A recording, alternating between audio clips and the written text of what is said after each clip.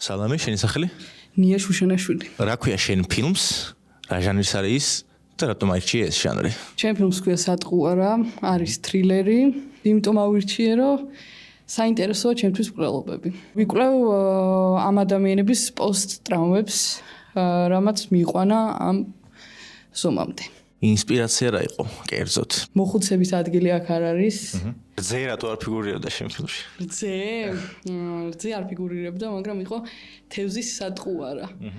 რომელსაც აქ საკმაოდ ისეთი დატვირთვა ჩემს ფილმში, მაგრამ ეხა ამაზე ვერ ვისაუბრებ, იმიტომ რომ სრულმეტრაჟიანი მაქვს გასაკეთებელი. ოკეი, კი ბატონო.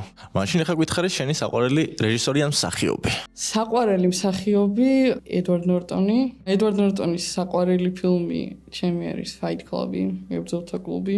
ჩემი საყვარელი რეჟისორი არის ინგმარ ბერგმანი. ბერგმანის ჩემი საყვარელი ფილმი არის მარწყვის მდელო. იმიტომ რომ ჩემთვის ყველაზე კარგად ასახავს ადამიანის ეგზისტენციალურ კრიზისს სიბერეში. და გირჩევთ რომ ყველა ვნახოთ, იმიტომ რომ განვითარდეთ სულიერად.